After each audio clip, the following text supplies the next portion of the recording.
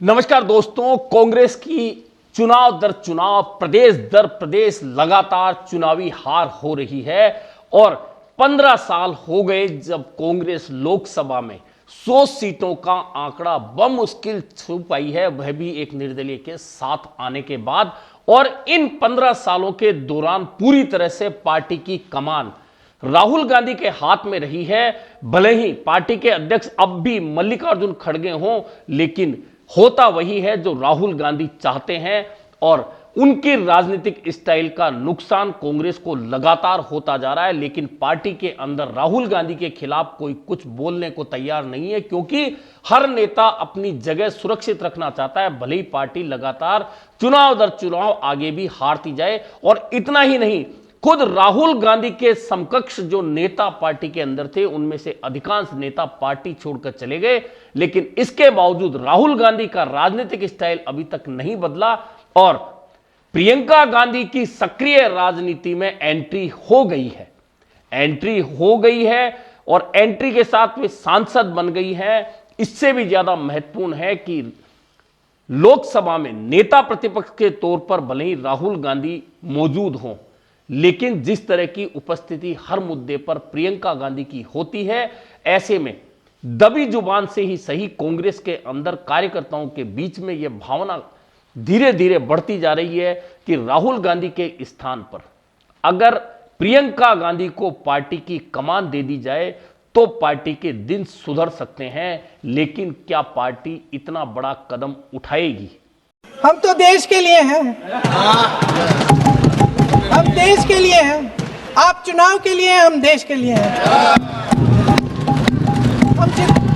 हम जितने भी चुनाव हारे, हम यहाँ बैठे रहेंगे और आपसे लड़ते रहेंगे और आपकी विचारधारा से लड़ते रहेंगे।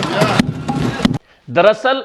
कई बार खबरें इस तरह की आती है कि राहुल गांधी और प्रियंका गांधी के बीच में राजनीतिक मतभेद होते हैं और आपने देखा होगा कि कई मौकों पर जब प्रियंका गांधी को मौजूद होना होता है, लेकिन वे मौजूद नहीं होती हैं और वहां राहुल गांधी ही लीड कर रहे होते हैं। हालांकि परिवार की तरफ से कभी ना इस तरह के बयान आए और दोनों ने हमेशा इस बात को दिखाने का प्रयास किया कि उनके बीच में कोई राजनीतिक मतभेद नहीं है। लेकिन हाल ही आपने देखा होगा कि बिहार का चुनाव था, जब प्रियंका गांधी की एंट्री बहुत लेट हुई थी और लेट ही नहीं हुई, बहुत सीमित एंट्री हुई थी, जबकि प्रियंका गांधी प्रभावशाली कहीं ज्यादा है और प्रियंका गांधी का जो बात डिलीवर करने का तरीका है वह बहुत वजनदार है। और अभी जो लोकसभा चल रही है, लोकसभा में वंदे मातरम पर जो बहस चल रही है, उस बहस में आपने देखा होगा कि कांग्रेस की ओर से बहुत सारे नेता बोल रहे हैं, लेकिन दो लोगों ने अपनी ओर ध्यान खींचा। एक प्रियंका गांधी ने ना सिर्फ प्रधानमंत्री नरेंद्र मोदी की ओर से उठाए गए तमाम उन आरोपों का जवाब एक एक कर दिया, बल्कि वे जो मुद्दे दबे हुए थे, खासतौर पर प्रधानमंत्री कार्यालय के कुछ लोगों पर महादेव बैटिंग ऐप को लेकर जो आरोप लगे हैं, उसके बाद उन लोगों को हटाया गया है, जिस तरह की खबरें हैं। इस चर्चा के दौरान प्रियंका गांधी ने उस चर्चा को भी शामिल कराकर एक तरह से लोगों का ध्यान, देश का ध्यान उस तरफ खींचा है। यही कारण है कि कार्यकर्ताओं में, कांग्रेस जनों में दबी जुबान में यह बात होने लगी है कि राहुल गांधी मेहनती पूरे हैं, राहुल गांधी मेहनत कर सकते हैं, निश्चित तौर पर वे मेहनत करने में कहीं कमी नहीं रखते, लेकिन उनका जो राजनीतिक स्टाइल है वह देश को पसंद नहीं आ रहा है।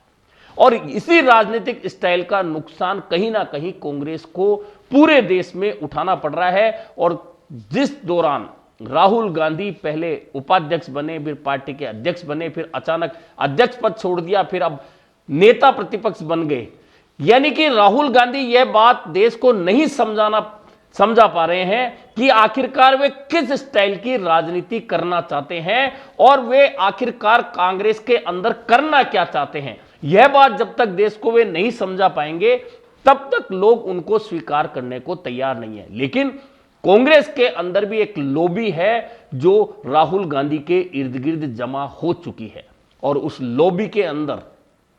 वे नेता हैं जो जमीनी स्तर पर बहुत मजबूत नहीं माने जाते और वे चाहते हैं कि राहुल गांधी अगर मजबूत रहेंगे तो उनका स्थान बरकरार रहेगा। और अगर प्रियंका गांधी उस जगह आ जाती हैं तो प्रियंका गांधी कहीं अधिक श्रूड पॉलिटिशियन नजर आती हैं। जैसा कि बताया कि आप लोकसभा में उनके भाषण सुन लो, जनता में कहीं जाकर आम सभा में उनके भाषण सुन लो, कहीं अधिक प्रभावी होते हैं। जनता में उस बात की चर्चा भी होती है और वे बिना गुस्सेल चेहरे के, बिना गुस्सा किए, बिना तेज आवाज में जिस तरह से बात डिलीवर करती हैं वह सीधी जनता तक पहुंचती है। और आप लोकसभा में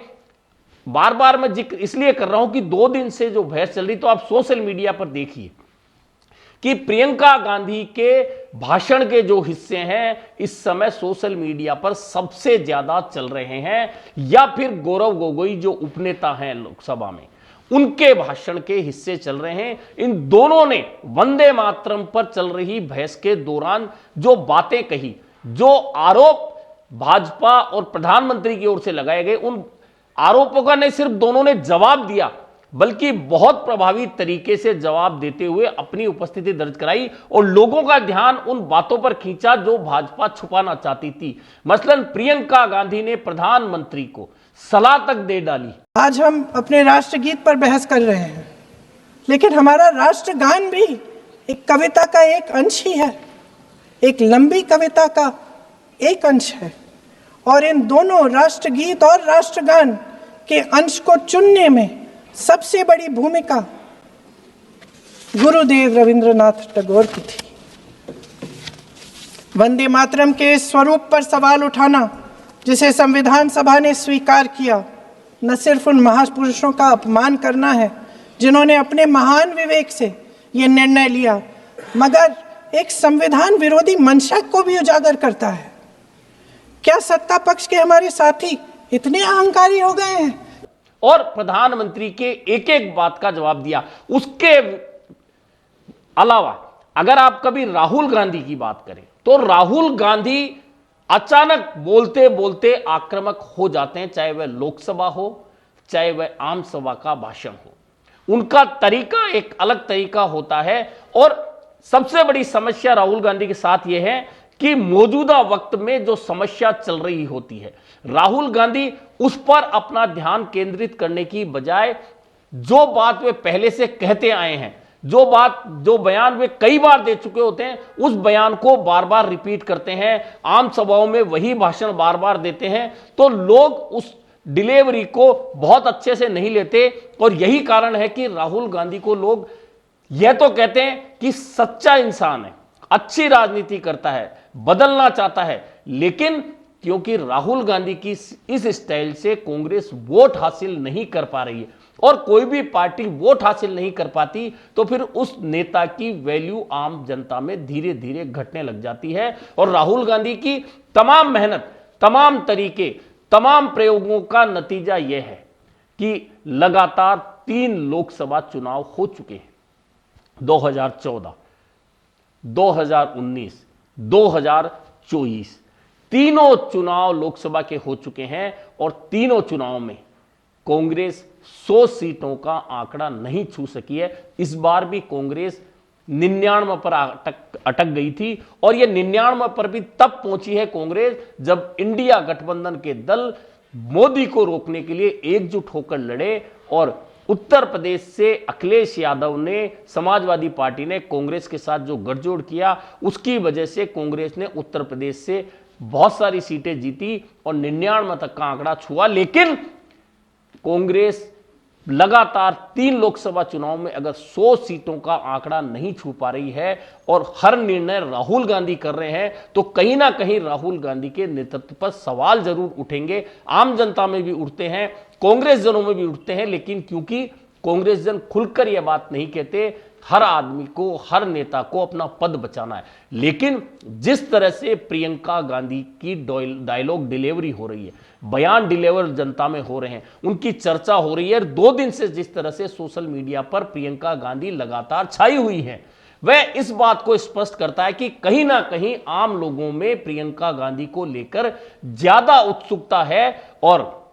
यह जो चर्चा है, लेकिन चर्चा होना अलग बात है, क्या कांग्रेस इतना बोल्ड डिसीजन लेकर क्या प्रियंका गांधी को राजनीतिक फ्रंट पर खेलने का मौका दे सकती है, और अगर दे सकती है तो फिर हो सकता है कि कांग्रेस के लिए जो विपरीत रिजल्ट आ रहे हैं वे अनुकूल रिजल्ट आने लग जाएं और पूरी तस्वीर राजनीति की, देश की राजनीति की बदलकर रख दी जाए। लेकिन अब कांग्रेस इतना बड़ा निर्णय लेगी या सिर्फ प्रियंका गांधी लोकसभा में भाषण देती रहेंगी, चुनाव के दौरान उन्हें सीमित समय के लिए बुलाया जाएगा, वहां वे भाषण देती रहेंगी, या कांग्रेस खुद के साथ में पूरे राजनीतिक परिदृश्य को बदलने का यह जोखिम उठा पाएगी। अभी के लिए इतना ही, फिर मिलेंगे नए मुद्दे पर चर्चा के साथ।